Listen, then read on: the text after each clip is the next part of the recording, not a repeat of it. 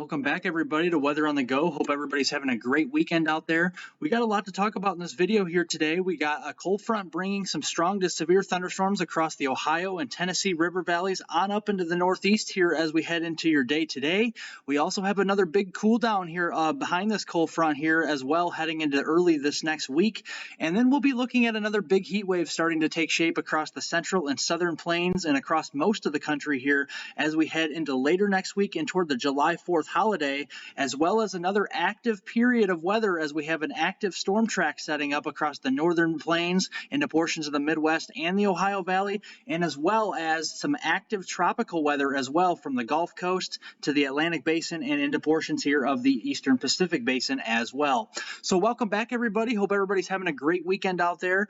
We do have a little bit to talk about with this here severe weather setup across the Ohio and Tennessee Valley, so let's get right to it here. We got a cold front here setting up across the Ohio Valley, down through the Tennessee Valley and the southern plains here as we head into the morning hours today. This will shift across portions of the eastern Ohio Valley into portions of interior New England, portions of the, like I said, the eastern Ohio Valley, getting down into portions of the Tennessee Valley, and that is where we're going to see that marginal risk extend from portions here of southwestern New York State, getting down towards Pittsburgh here in western PA.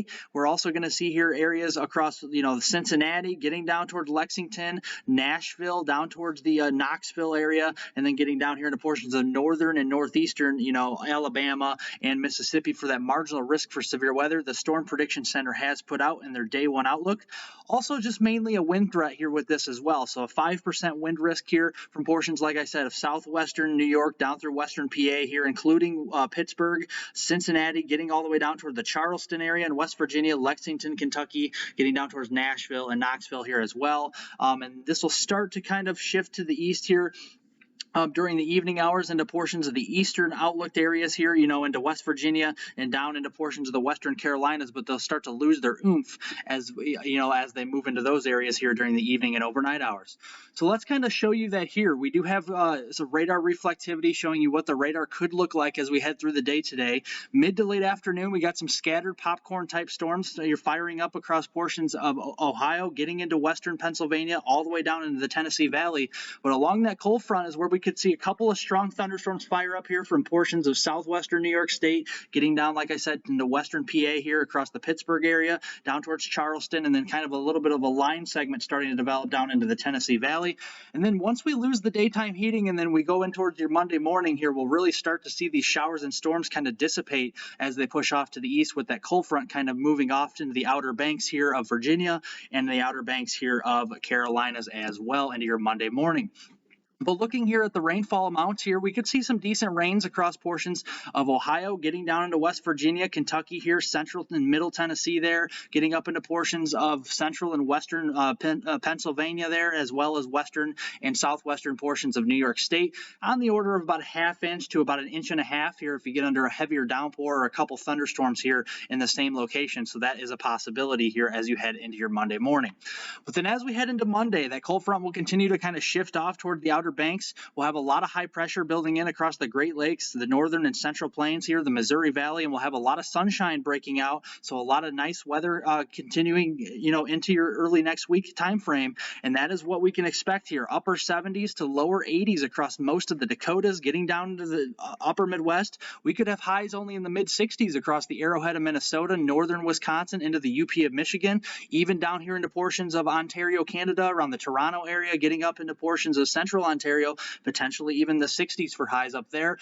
We got some heat to talk about here just ahead of that cold front into portions of Dallas, Texas, getting over toward Texarkana, down through portions of South Texas, Louisiana, and over toward Jackson, Mississippi here with some lower 100s. Also a lot of 100s being shown here across portions of the Phoenix area, getting up and down through California and up and down the west coast there, up towards Seattle, down towards Portland. Some mid 90s to lower 100s can be expected, but that refreshing air won't stay long, as we do have Some heat starting to build in as we head towards your early next week here across the plains, but it will be gradual at first here on your Monday, with temperatures rising back into the middle 80s. Still got some upper 70s here around the Chicagoland area, and then in portions here of the Northeast, some low to mid 70s. Still got a little bit of heat across the Gulf Coast here, but a lot cooler than what you've been seeing of recent times. But still some lower 90s from Dallas all the way over toward portions of Jackson, Mississippi, over towards Atlanta here, and then some mid 90s down toward Panama City, over towards Jacksonville Beach, and you got a lot of 100s across California into portions here of the desert Southwest. Some cooler weather where that monsoon weather will be around the Albuquerque area, some mid to upper 70s there. And then as we head into your Tuesday on June 28th, we'll start to see that ridge start to reestablish itself across the middle of the country, and that is where you see those 90s and those upper 80s really starting to fill in here across Nebraska, Iowa, getting up into South Dakota and down through Kansas, Missouri, and down into Texas as well. You got widespread 100s here across California into the desert Southwest around Death Valley. We could see temperatures are rising into near 115 degrees in Death Valley here as you head into the Tuesday, June 28th time frame, and a little bit of a cool off across the Pacific Northwest with the active storm track starting to set back up across that, the Portland area, getting up towards Seattle and even into Vancouver, Canada here as well. And that leads me to the next topic here. The Climate Prediction Center's 6 to 10 day temperature outlook here, starting July on July 1st, going through the July holiday here of July 4th holiday and going into our July 5th. We do have that ridge like I was talking about here, really starting to center itself across portions here of northeastern Texas and then starting to shift and build to the north here. We do have a little bit of some active weather with that monsoon continuing across the Four Corners and a little bit of some rainier weather across the upper Great Lakes, but largely most of the country here is going to start heating up here as we head in towards that holiday weekend, and that will start to kind of get us into more of that active pattern here I'll be talking about here in just a moment. But looking at above normal precipitation across the Four Corners region here from New Mexico on up into Colorado, Utah, portions of eastern and central Arizona, the active storm track will start to fire back up across the Pacific Northwest around Seattle and Portland, getting over toward Boise, Idaho. But underneath this ridge here, down towards Texas, down towards Louisiana into Oklahoma, southwestern Arkansas, we'll start to see near normal to even below normal precipitation here as we head towards that July 4th holiday. So that continued drought here will start to continue to worsen across those areas with that heat starting to build back in, the dry weather here, lots of sunshine underneath that ridge here as we don't have a lot of lifting air. But then the active storm track across portions of the Ohio Valley and into the Mid-Atlantic will continue through the holiday weekend.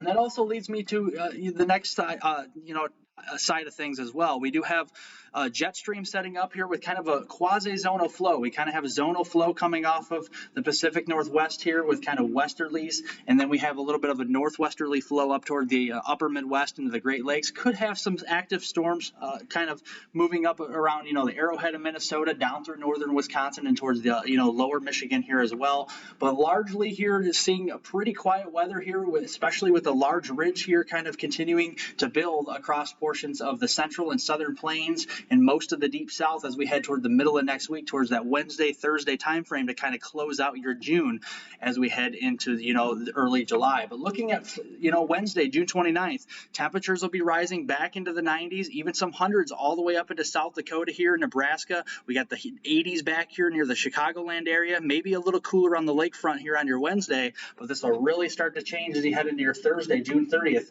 Lower 90s around Chicago. You got widespread mid and upper 90s, some hundreds being expected across portions of the central southern plains, and the heat wave is back on here as we head towards the last day in June, heading into early July across these areas here as well. And then another cold front here. There has been indications of another cold front will start to sag southward here out of Canada and out of the northern plains as we head toward late in this next week.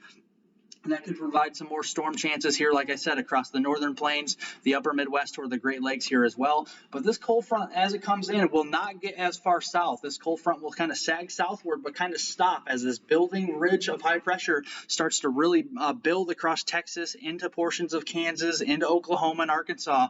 This will kind of run into that stronger capping inversion and start to kind of wash out. So this cold front will move down toward the middle Missouri Valley and kind of wash out as we head into next weekend. So that is the expectation. But along that front, we could have some stronger storms potentially if we have enough low-level moisture and enough instability kind of building ahead of that front. But I don't anticipate a big active storm track setup where we have big complexes or anything like that this weekend, this next weekend. But we're not seeing anything like that. But still could have a couple isolated here and there type strong storms. So that is still something to keep an eye on. And like I said, heading into that next weekend, another decent cool down for portions here of the northern plains, the upper Midwest, getting in toward the Great Lakes, where we'll have all that heat down to the south from Texas all the way towards the Tennessee Valley here, kind of into that July 2nd, 3rd time frame. And over the next 7 days, you can see where the active storm track clearly will be across southern Canada, getting across the upper Great Lakes here region, getting into portions of the Ohio Valley. We got the monsoon continuing mainly across portions of eastern Arizona into New Mexico, south central Colorado, kind of getting up toward the Denver area with that kind of atmospheric river here of moisture kind of moving its way northwestward here across western Mexico. And then we're watching kind of another feature here into portions of the Gulf Coast here from the coastal Texas, from around Houston down towards Lake Charles, New Orleans, getting over toward Mobile. We got some heavier rainfall there. I'll be talking about that here in just a moment, but then some heavier rainfall up and down the East Coast here as well. Then as we kind of head farther into July, farther into the first week or so of July, getting in toward that second week in July, the Climate Prediction Center's 8 to 14-day temperature outlook from July 3rd through July 9th has that ridge firmly steady, firmly kind of parked in place for portions of the plains, getting down towards the deep south here in the southeast, where we got a little bit of a trough here across portions of the west coast, a little bit of a trough here into the northeast. We kind of have another omega block type of pattern that we're going to have set up here as we head towards that second week in July. And then that will start to act as another active storm track across portions of the upper Midwest, getting through the Great Lakes and then diving down towards the mid-Atlantic and southeast. Underneath that ridge, you can expect below normal precipitation. You got that monsoon continuing across the four corners, and then, like I said, that active storm track here kind of rising up over that omega block here as we head towards the Pacific Northwest, and then some below normal precipitation across the Nevada area toward the Las Vegas area during that period. So as we're going in towards that period, that last week, the last few days of the first week here of July, if that makes sense, and then kind of going in towards that second week in July, towards after the July 4th holiday, we have kind of an omega block starting to build in. We got a little bit of a trough trying to develop across the Pacific Northwest, a little bit of a trough trying to develop across portions here of the Northeast, and in between we got that very strong high pressure system with that ridge. You got stronger enhanced mid-level flow coming in out of the west-northwest here across the northern plains, getting into the upper Midwest. And we have all that moisture starting to pool up here onto the northeastern periphery of that ridge. We have dew points rising into the 70s, even near 80 degrees potentially here as the corn crops start to mature across the Iowa area, into Illinois, into Wisconsin, across the Midwest. And that will lead to some stronger instability here, as noted on the GFS model here. It's been pretty consistent, showing some strong instability, even some extreme values as we head toward that July 5th through 7th time frame here across portions of the upper Midwest into the western Great Lakes. And not surprisingly, due to all that energy in the atmosphere, we do have kind of a complex of storms showing up here on the GFS's run. The last few runs has been showing this, with the potential of some stronger storms, maybe an MCS here, developing a mesoscale convective system type of complex across portions of the western Great Lakes during the July 6th period.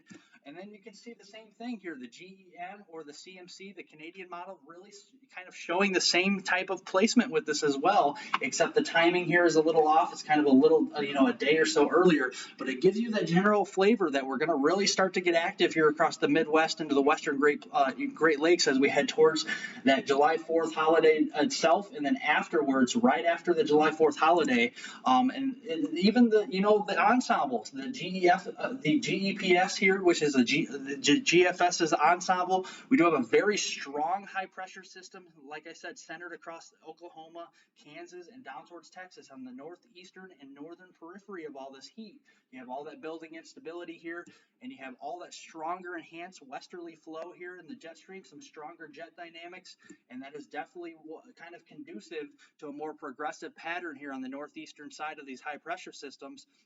where you could get progressive type of derechos here. So this term has been, used fairly often here already this spring, fairly often here early this summer, and this will continue to be the case here as we have kind of this omega block starting to, the ring of fire pattern starting to set up. And ground zero, believe it or not, for the derechos is actually over northern Illinois and southern Wisconsin, getting down towards portions of the Ohio Valley. So that is definitely something to watch here, and kind of the same type of location where some of those the model guidance is starting to pinpoint of where we could have that start to set up after that July 4th holiday. So that is something to watch.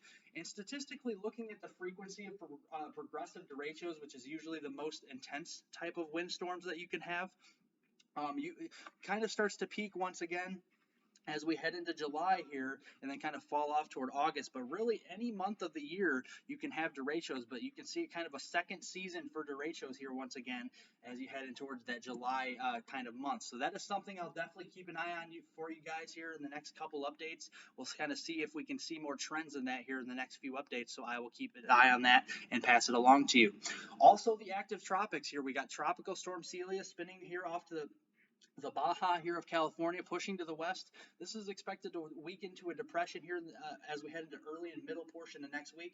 Currently, right now, a named storm at 60 miles per hour, so a rather strong tropical storm still, moving to the west-northwest here at 9 miles per hour. But right on its heels, just to the south, the National Hurricane Center is actually giving this about a 30% chance of development here the next 5 days, right to its south and east. Off the open waters here, off the Mexican coast here once again. So some active weather across the eastern Pacific. And looking kind of climatologically at this here, the peak time frame of the hurricane season and the tropical storm season here in the eastern Pacific starts to peak towards that July 1st time frame, and really starts to amplify as we head toward August and September. So we're really starting to get into that time frame where we're really getting into that peak type of season into the eastern Pacific Basin here for storms. Also getting very active here in the Atlantic Basin and the Gulf as well. Here, Gulf of Mexico got about a 20% chance of development the next 5 days off coastal Texas, off of coastal Louisiana, with all that heavy rainfall I was showing you there again. And then we have a 70% chance here of a storm developing here, a tropical depression or a tropical storm here within the next 5 days here, getting toward the Lesser Antilles and then across portions here of the Caribbean. As we head through the next 5 days, the National Hurricane Center is giving this a 70% chance of development here. And you can see this here, this atmospheric river here of all this moisture with all that dust and all these open waves starting to push off of the African coast to the west toward portions of the Lesser Antilles, the Greater Antilles, and portions here of the Southern Caribbean. And this is kind of pointed more towards the Central America. So this is something to watch as any one of these systems, if they get into these warmer waters here. The Gulf is very warm right now. We got very warm waters here in the Caribbean, very warm, starting to get warmer here across the coastal Carolinas and the Atlantic, the Southern Atlantic warming up here as well. So that does signal a more active hurricane season here as we head towards deeper into hurricane season here in July. And, the origin points for these storms to develop from the July 1st through the July 10th period start to get a little more numerous across portions here of the Caribbean, back toward the Southern Atlantic Basin. We have more kind of, systems developing off of the Mexican coast, off of, Central American coast as well, and pushing westward as well. We have more systems starting to develop here in the Gulf here like we could have as well right off the Texas coast, although it is a low chance, but still a chance here with those very warm waters here.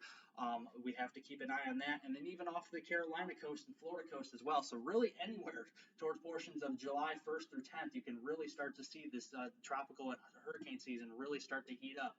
And then kind of going back to what I was talking about with that heavy rain setup with that 20% chance of development across portions of the northern Gulf here towards the Texas and Louisiana coast, we could have some very heavy and torrential rains, some flooding rains here across portions of Lake Charles, getting over towards New Orleans, maybe up toward Mobile, Alabama, Houston area.